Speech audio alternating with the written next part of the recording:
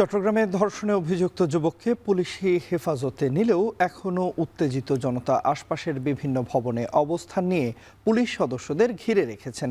এ বিষয়ে বিস্তারিত জানাতে আমাদের সঙ্গে যুক্ত আছেন সহকর্মী ফাইসাল করিম। যাচ্ছি ফাইসালের কাছে। ফাইসাল, কিছুক্ষণ আগেও যখন আপনার সঙ্গে আমরা যুক্ত হয়েছিলাম তখন আপনি বলছিলেন যে বিক্ষুব্ধ জনতা এখনও সেখানে অবস্থান নিয়ে আছে। বাকলিয়ার এই মুহূর্তের কি পরিস্থিতি রয়েছে, বিস্তারিত জানাবেন আমাদের। তন্ময়, আমরা দেখেছিলাম যে ধর্ষণের ঘটনা, সেই ঘটনায় শুধুমাত্র মিয়া খান নগর নয়, আশপাশের বাকলিয়া এলাকায় আশপাশেও কিন্তু সংঘর্ষ ছড়িয়ে পড়েছিল।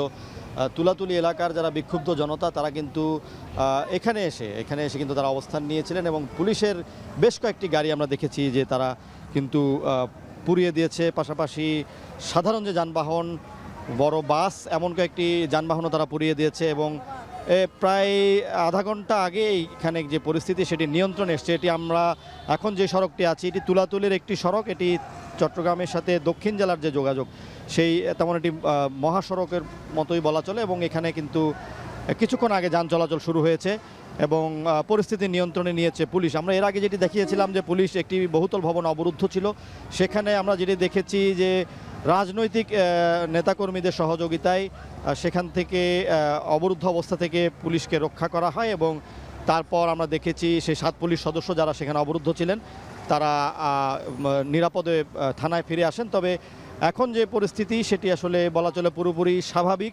সাধারণ মানুষ এবং স্থানীয় যেই রাজনৈতিক দল এবং ছাত্রদলের নেতাকর্মীরা এখানে অবস্থান নিয়ে পুলিশের পক্ষে বা পুলিশের সহযোগী হিসেবে তারা যারা বিক্ষুব্ধ জনতা ছিল, যারা এখানে অগ্নিসংযোগ করেছে যানবাহনে, তাদের বিরুদ্ধে দাঁড়ায় এবং স্থানীয়ভাবে প্রতিরোধ গড়ে তোলে, যে কারণে পুলিশ বলছে যে আসলে এই ঘটনা এখন পুরোপুরি নিয়ন্ত্রণে আছে।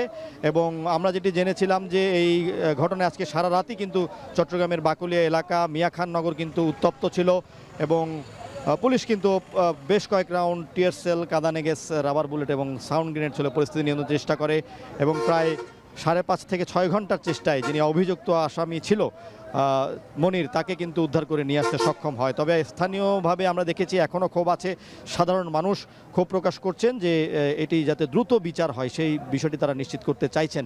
এবং পুলিশের সাথে যে কথা বলে আমরা যেটি জানতে পেরেছি বা প্রাথমিকভাবে পুলিশ আমাদের জানিয়েছে, বাকলিয়া থানার যিনি ভারপ্রাপ্ত কর্মকর্তা আছেন তিনি বলেছেন যে যিনি আসামি আছেন, যাকে অভিযোগ করা হচ্ছে, সে প্রাথমিকভাবে অপরাধের দায় স্বীকার করেছে এবং এক্ষেত্রে তার বিরুদ্ধে যে মাদকের অভিযোগ তোলা হয়েছিল, মাদকাসক্ত ছিল, এমন কোনো প্রমাণ কিন্তু পুলিশ পায়নি।